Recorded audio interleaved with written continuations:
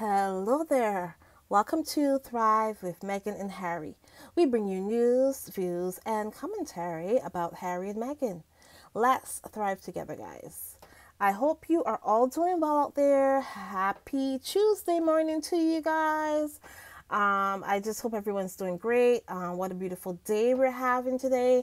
It's springtime and I love this time of year. Oh my gosh, I love it.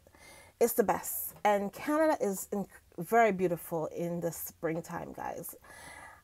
Talking about Canada, oh my gosh, guys, we are getting visited by some people that we really didn't invite. They're just coming because they can, basically. So Chuck and Gladys, guys. Chuck and Gladys are visiting Canada. Okay, here we go. Here we go again. Here we go now. So guys, basically Chuck and Gladys, aka aka Charles and Camilla, are apparently coming to Canada in May for a 3-day royal tour. And nobody asked them to come. They just decided that it's time to come, and there you go. Roll out the red carpets. We're coming. There you go. So guys, just to let you know, I would kind of put, when it comes to the way how Canadians see the royals, I will put it in two categories. It's the regular people who work every day and could give a rat's ass about any of them. And then there's the government. And then there's the newspapers and the establishment, or whatever you want to call them. So I would put it in two categories, okay? And the establishment is very different to what the people and who the people are or what the people want, because the people don't really care. So just letting you know. And when it comes to the newspapers and stuff in Canada, they are very pro-monarchy. There you go. I was looking around online to see, how they would react to the tour. And of course, no surprise. They just gave you the dry news and that's it. So the bigger newspapers in Canada are the Toronto Star, and there's also the Globe and Mail, and the Globe and Mail hates Harry and Meghan. And I don't know if they're owned by that Murdoch guy. I have no idea. But the Globe and Mail, they're not very sympathetic to Harry and Meghan. Just letting you know. There you go. Just so you know that. So anyways, let's move on here. It says here, Prince Charles and Camilla are set to return to Canada in May. Their first visit in 5 years. And a lot has changed in 5 years, guys. A lot has changed. Because 5 years ago, nobody really cared about them that much. And now that we've gone through 2 years or coming on to 3 years of a global situation with the Rona, okay? We have this a global situation, and people have gone through all kinds of stuff. People have seen all kinds of things. So the world has changed, guys, in that 5 years. So that's the last time that they were here, in 5 years ago. So it goes on here. Clarence House and the Governor General announced a 3-day royal tour, okay?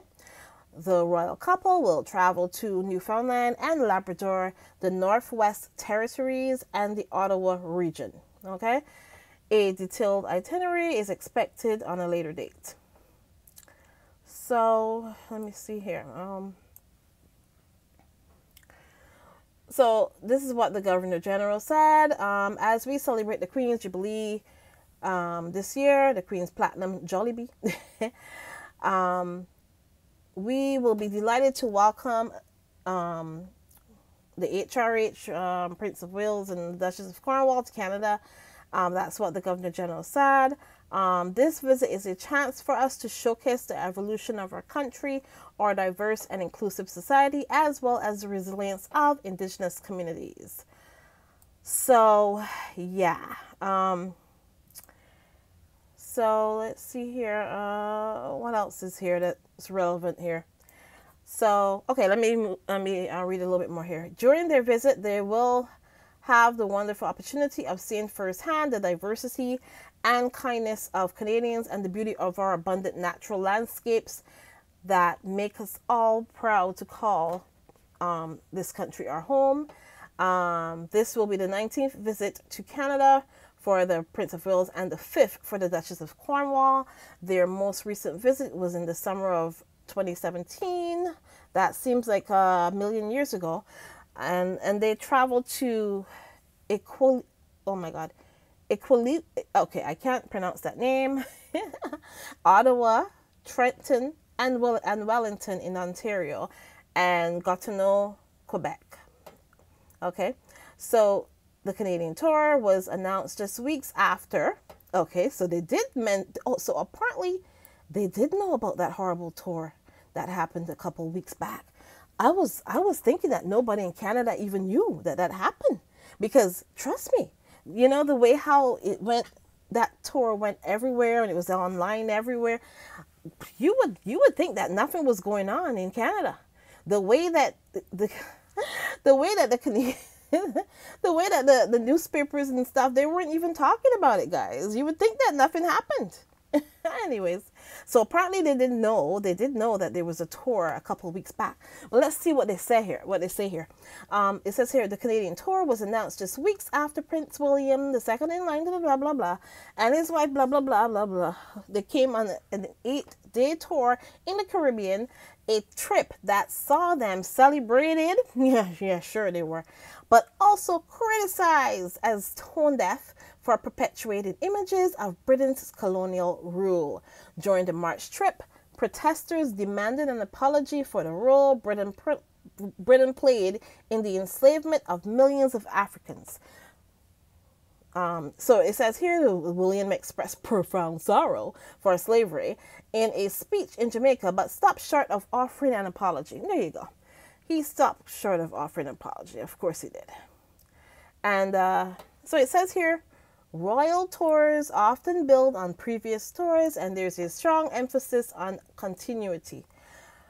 And what we saw being critiqued in the context of William and Catherine's tour is some of that continuity appears as old-fashioned, to say the least, in the 21st century, said Carolyn Harris, a historian and royal commentator based in Toronto.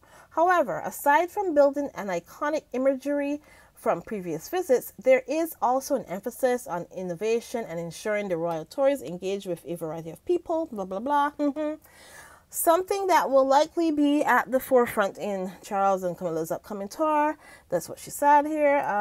It says here as well, it's likely we're going to see engagements with young people, with indigenous peoples, that during this tour, we're going to see Charles and Camilla likely packing in a number of public engagements into quite a short time.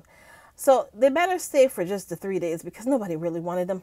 So, and it says here, you know what, that's talking about some stuff that, you know, the last time that they were here or whatever. Okay. And, okay, so it says Prince Charles previously traveled to the Northwestern Territories in 1970, accompanied by his parents and sister Princess Anne, and it said that tour attracted a great deal of attention as the royal family visited communities in the Northwestern Territories and what is now Nunavut that had not received royal visits before. Okay, it also went on to say it will be interesting to see how the prince engages with Canadians and Canadian history during the trip. She added, noting that one of his charities here has been working to preserve Indigenous languages. Okay. So they are going on to say about him meeting with Indigenous peoples and all that. And also they said at the end here, the Crown has a deep history, so it becomes a touch point for all these really, really important conversations. With those conversations will be different it says here, and those conversations will be different depending on which country, on which the nations that they're in. Okay, so within Canada, I think the real context here is a treaty relationship, the relationships with the Indigenous peoples, and so that would have been taken into consideration when the Canadian government invited the Prince of Wales to come. The Canadian government didn't invite them. They wanted to come. They weren't invited. Whatever. You know what? Whatever. What do I know? But anyways, so guys, I actually wanted to tell you a little bit about who Indigenous people are in Canada. Okay, so there are, okay, so the first thing you really have to know about is the First Nations. There are more than 600 First Nations communities in Canada, which represent more than 50 nations and 50 Indigenous languages. We have the Inuit, and you know, there's a lot of different, let me see here, and I'm not gonna say all of them here, but there's a good cross section of Indigenous people and in Canada, basically. And so the fact that they're going to Newfoundland and Labrador and stuff, those are like the prairie lands. So yeah, I'm not surprised that they're going there, because you know, I don't think they would come directly to Toronto. Because I think they would get some protests here in Toronto. I don't know what's going to happen when they go there. I mean, the prairies and stuff. I don't know. And the Newfoundland and Labrador. I don't know what they're going to encounter there, but we will see. But I can tell you that looking on Twitter, and this is from this CTV, that's a news channel here in Canada. So CTV Ottawa, okay, they tweeted this morning. It says, breaking news: Prince Charles and Camilla coming to Canada for a royal tour, including a stop in Ottawa. Okay, so Ottawa is the capital of Canada. Okay, it's not Toronto, guys. Okay, everybody knows Toronto. Nobody knows everybody's like, who what's Ottawa? Anyways, so this is some tweets that I'm just gonna read out to you from what they said. Okay, so the first tweet says, who cares? The second one says, why? And then it says here, somebody else says here, hoping to drum up support for Camilla becoming queen consort. No such luck. Canadians loved Diana. Okay, we loved Diana. So, and then it says, how much money does Canada have to spend on this visit? Totally not worth it. And it says here, I'd rather pay, this guy says, I'd rather pay for this than, okay, wait, hold on. What? Oh, okay, I'm not going to read that one. But anyways, it goes here, not interested. It says here, oh my God, Trudeau wants to drag Sophie out and show Charles and Camilla Ottawa. Can we please do better and have a real Canadian and someone we can guarantee give the royals a what? Okay, you know what? Okay, that one. I don't know about that one, but okay, let's see here. But there's no denying that the. Okay. Okay, so here's another one here. It says, okay, dear goodness, if we ever needed police protection to get or keep something out of the city, now is the time. Please don't let them come.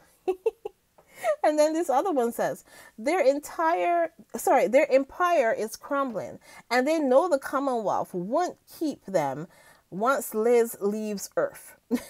So they're checking in on their colonies at our expense. That's what somebody said on Twitter. This is all on Twitter, okay? Okay. So it says here, most Canadians will, okay. Okay, everybody wants to know who's paying for the trip, basically. And it says, somebody else says, we signed a stupid contract to keep Liz as our head of state and can't refuse a royal tour. This couldn't easily This could have easily been done over Zoom, but they're afraid to lose their colonies. Example, Barbados, Caribbean islands, etc. It's a charm offensive at our expense. That's what somebody said. And somebody else says, who are these two retired folks again? Somebody's like, who are these two retired folks again? And somebody else says, can they do it via Zoom? Canadians can't afford to waste money on carelessness. we are being suffocated enough by the literal. Anyways, you know what? I'm not even bothered. I'm not, because she's getting political. I'm not even.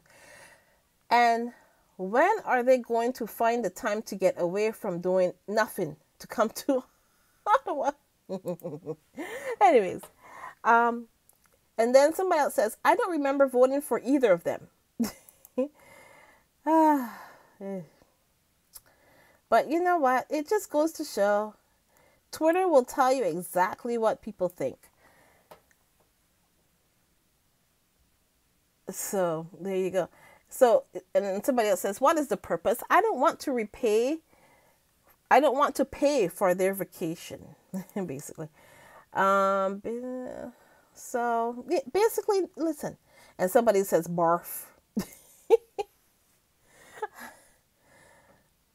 So, and then it says, are we going to check for their wax papers, or do they get royal treatment? I don't even, like, people just do not care.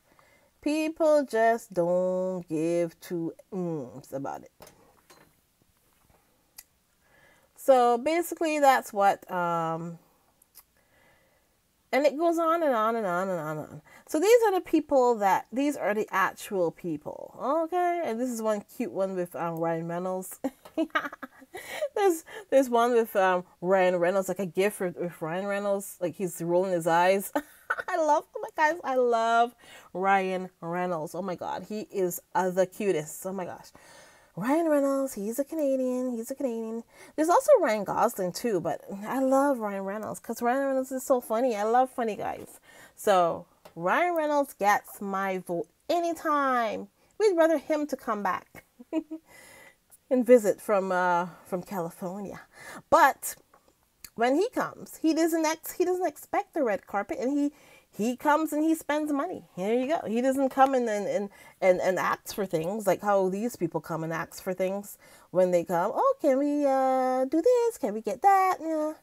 No. So anyway, somebody says here, don't come. Ugh. Waste of time and money. I agree. Really? And somebody says, really? Who cares? Guys, people on Twitter are just, they're just mean people. I tell you, they be mean sometimes. Anyways.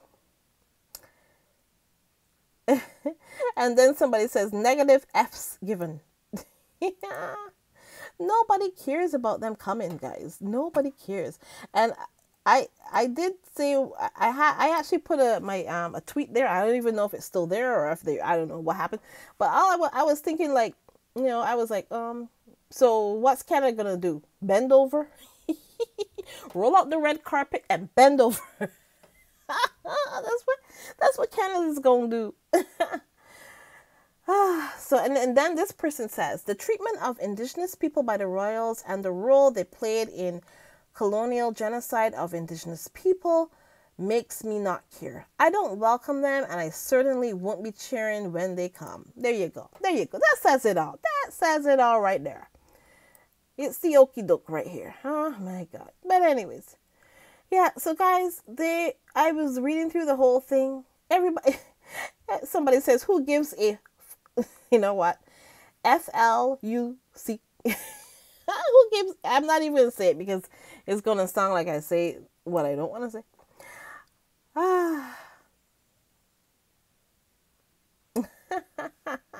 And then there's this person that says, what a nasty bunch of cult-based tweeting underneath this article.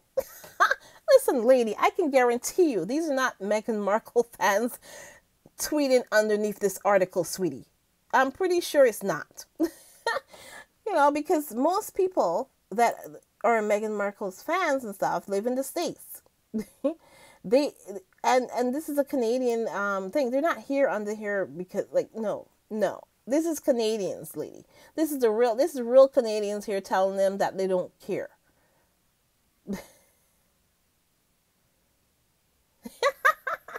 And then somebody says, "What have the people of Canada done to deserve the atrocity of a marriage wrecker?"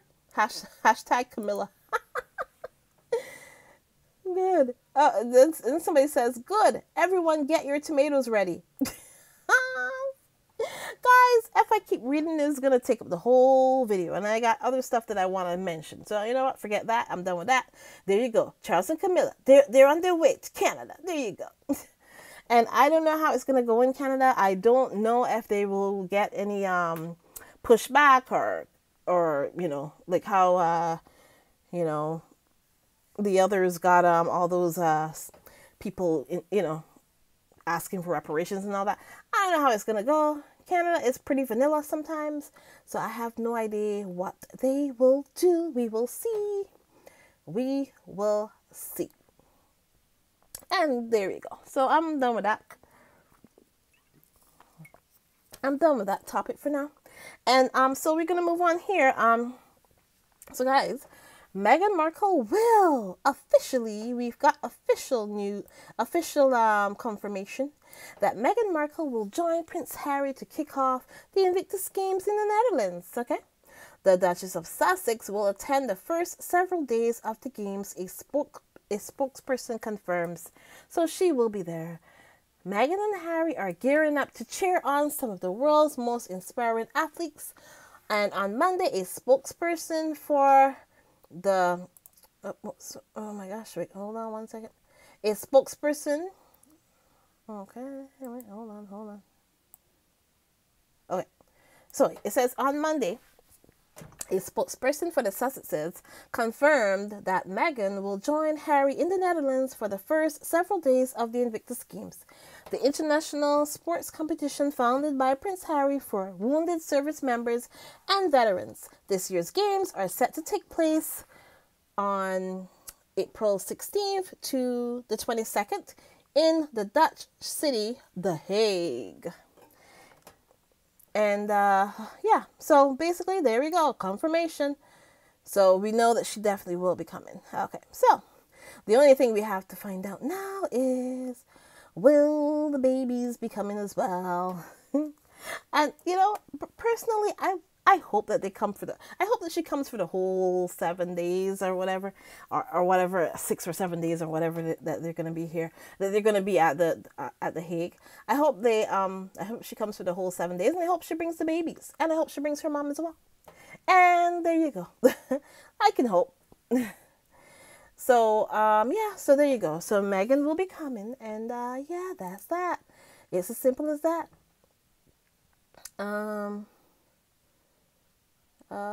Okay, so now, so there was this story that I didn't get a chance. I didn't talk about it, but it's been around for a little bit. It says the Invictus Games Foundation welcomes Boeing as an official partner. Boeing, guys, that's a big ass company. So this was on March 29th, 2022, I mean. The Invictus Games Foundation is pleased to welcome Boeing and as the official partner in a multi-year agreement supporting international wounded, injured, and sick service personnel and veterans. Boeing is also announced as premier partner to the upcoming Invictus Games, The Hague 2020, presented by Jaguar Land Rover, and to the Invictus Games, Dusseldorf 2023. We are very grateful for the long-term support of Boeing for the Invictus Games movement. This builds upon their sponsorship of the Invictus Games Sydney 2018 and now extends to a multi-year games partnership agreement in a first for the foundation, said Invictus Games Foundation CEO Dominic Reed. Our work supporting international wounded, injured, and sick servicemen and women through sport is only made possible by partners such as Boeing which has committed to long-term support for veterans and their wider community. So it seems like they have actually been involved. Boeing has been involved with the games from the Sydney Games in 2018. That's what it says here. So they're just building on that their sponsorship, and basically it's gonna be a multi-year deal. So that's amazing. That's amazing. So yeah, guys, I think that's great. I'm so happy that they have like big companies like this. Boeing is huge, who are, you know, they're contributing and sponsoring the games. So that's amazing. So yes, so as you know, of course, you know, the games are gonna be, guys, on Saturday, April 16th. From Saturday, April 16th to Friday, April 22nd this week. So we are looking forward to the Invictus Games, and I will say that every day. We got 5 days to go. This is Tuesday. Okay, we got Tuesday, Wednesday, Thursday, Friday. Basically, okay. You can, it depends on how you count if you want to say 4 or 5 days. It's 4 or 5 days. Okay, well, anyways, I say 5 days, but there you go. So guys, I hope you're gearing up for that. That's amazing. Yeah, can't wait. So anyways, guys, please do remember to like, subscribe, and share this. If you sent any super chats or super stickers, I really do appreciate that. If you sent any PayPal, I appreciate it as well. I just want to say thanks to a couple people who have sent super chats in the last little bit. I'm not going to read the whole list because it doesn't make sense reading something from 2 months ago. But I'm going to read for the last few super chats that we received. Nutty Doctor, thank you so much, Nutty Doctor. Lottie G sent a super sticker. Black Queen sent super sticker. Carl Blond and Alice Langdon sent super stickers. Thank you guys so much for your support.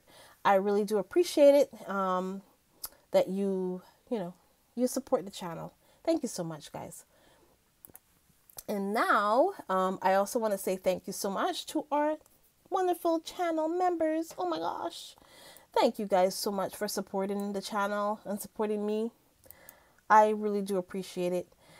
So, our amazing members are Cookies and Cream, who has been a member for 2 months.